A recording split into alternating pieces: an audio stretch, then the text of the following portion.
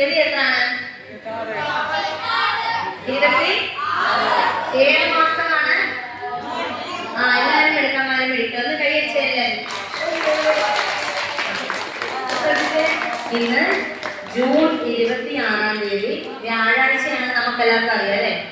അതുപോലെ തന്നെ ഇന്നത്തെ ദിവസത്തിന് ഒരു പ്രത്യേകത കൂടിയുണ്ട്. നമ്മുടെ ഈ മാസത്തിൽ വേറെ കുറെ ദിവസങ്ങൾ നമ്മളിവിടെ ഇതേപോലെ നോട്ടീസ് ബോർഡൊക്കെ വെച്ച് ആഘോഷിച്ചായിരുന്നു അല്ലേ? അതുപോലെ ഇന്നത്തെ ഒരു ദിവസത്തിന്റെ പ്രത്യേകതയാണ് ലഹരി വിരുദ്ധ ദിനം. ഒന്ന് പറഞ്ഞേ ടീച്ചർ. ഇന്നലെ നിങ്ങൾക്ക് പറഞ്ഞു തന്നില്ലേ എന്തൊക്കെ സാധനങ്ങളാണ് ലഹരി വസ്തുക്കൾ ഏതൊക്കെയാണെന്ന് മക്കൾ ഇന്നലെ പറഞ്ഞത്? ആർക്കൊക്കെ പറയാം?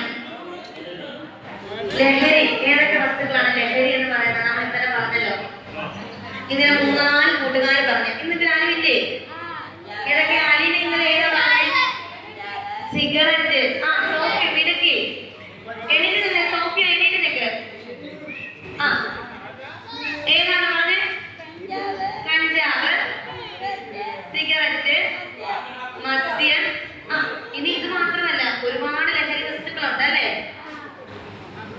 അപ്പൊ നോക്കിക്കേ, ഇതുകൊണ്ട് നമുക്ക് എന്തൊക്കെ പ്രശ്നങ്ങളാണ് ഉണ്ടാകുന്നത്?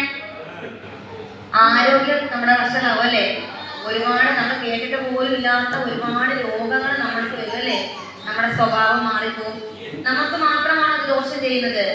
അല്ല, നമുക്കും നമ്മുടെ വീട്ടിലുള്ളവർക്കും നമ്മുടെ ചുറ്റുവട്ടത്തുള്ളവർക്ക് നമ്മളായിരിക്കുന്ന എല്ലാ സ്ഥലങ്ങളിലുള്ളവർക്കും സമൂഹത്തിന് വളരെ ദോഷം ചെയ്യുന്ന ഒന്നാണ് അല്ലേ?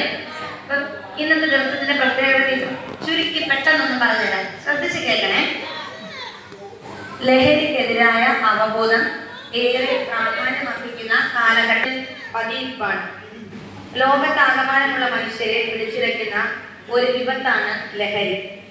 ഈ വിഷയത്തിൽ അവബോധം സൃഷ്ടിക്കാനും മുഴുവൻ ജനങ്ങളെയും കുഞ്ഞുങ്ങളെയും ലഹരിക്ക് എതിരായുള്ള പ്രവർത്തനത്തിൽ അണിനിരത്താനുമാണ് ഐക്യരാഷ്ട്രസഭ ജൂൺ 26 അന്താരാഷ്ട്ര ലഹരി വിരുദ്ധ ദിനമായി ആചരിക്കുന്നത്.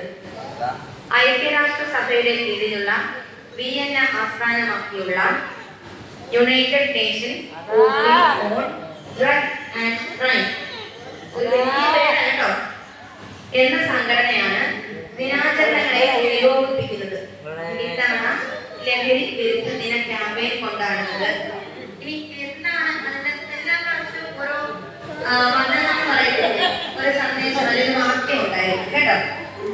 അതാണ് പ്രതിരോധത്തിൽ ഊന്നുക എന്നതാണ് മലയാള ആശയം. The evidence is clear. Invest in prevention. അതായത് കാര്യങ്ങൾ വ്യക്തം, പ്രതിരോധത്തിൽ. ലഹരിയുടെ ഉപയോഗം മുതിർന്നവരിലും കുട്ടികളിലും ഒരേ രീതിയിൽ കണ്ടുവരുന്ന കാലമാണിത്. അവരെ പിടികൂടാൻ പതുങ്ങിയിരിക്കുന്ന ലഹരി കൈകളാണ് ചുറ്റും. അവരുടെ ഓരോ ചുവടിലും അത് അവരെ പിന്തുടരുന്നു. മയക്കുമരുന്നുകൾ അവരെ തുറച്ചു നോക്കുന്നു. പുകയില കൈകൾ അവരുടെ കഴുത്ത് ഞെരിക്കാൻ അവസരം കാത്തിരിക്കുന്നു. വ്യത്യസ്ത തരത്തിലുള്ള ലഹരി വിൽപ്പനക്കാരിൽ ചെറുപ്രായത്തിൽ തന്നെ കുട്ടികളിൽ ലഹരിക്ക് കീഴ്പ്പെട്ടു പോകുന്നു എന്ന യാഥാർത്ഥ്യവും നമ്മൾ മനസ്സിലാക്കേണ്ടതുണ്ട്. ഇത് അവരുടെ പഠനത്തോടും ജീവിതത്തോടുമുള്ള താല്പര്യത്തെ പാടെ ഇല്ലാതാക്കും. നമുക്കറിയാം അല്ലേ, ഐസ്ക്രീമിലും മിഠായികളിലും കൂൾ ഡ്രിങ്ക്സുകളിലും ഒക്കെ എന്ത് ചേർക്കുന്നുണ്ട്? ഈ ലഹരി മരുന്നുകൾ, മയക്കമരുന്നുകൾ പോലത്തെ മരുന്നുകളൊക്കെ ചേർക്കുന്നുണ്ട് അല്ലേ? ചില മിഠായികൾ കഴിക്കുമ്പോൾ വീണ്ടും വീണ്ടും കഴിക്കാൻ തോന്നത്തില്ലേ? തോന്നാറുണ്ടോ? നല്ല രുചിയാ അല്ലേ? ഈ രുചി ഉണ്ടാക്കുന്നത് എന്തുകൊണ്ടാ അറിയാവോ? ടീച്ചറുടെ കയ്യിൽ പിടിക്കുന്ന സാധനം എന്തുവാ? ഒട്ടും പറ. ഫോൺ അല്ലേ? ഇവിടുത്തെ കുട്ടികൾക്ക്, നമ്മുടെ ഈ കുട്ടികൾക്കും ഇവിടുത്തെ എല്ലാവർക്കും ഈ പറഞ്ഞ സാധനങ്ങളോടൊന്നും അല്ല ലഹരി. എന്തിനോടാ ലഹരി? ഈ കയ്യിലിരിക്കുന്ന ഈ ഉപകരണത്തോടാണ് ലഹരി കൂടുതൽ അല്ലേ? ആണോ? സ്നാക്സ് വേണ്ട, വെള്ളം വേണ്ട, ഭക്ഷണം വേണ്ട അല്ലേ? ഫോണിനോട് ലഹരിയുള്ളവരുണ്ട്. അപ്പൊ ഫോണിൽ നമ്മൾ എപ്പോഴും ഉപയോഗിക്കാൻ പാടുണ്ടോ? ഇല്ല അല്ലേ?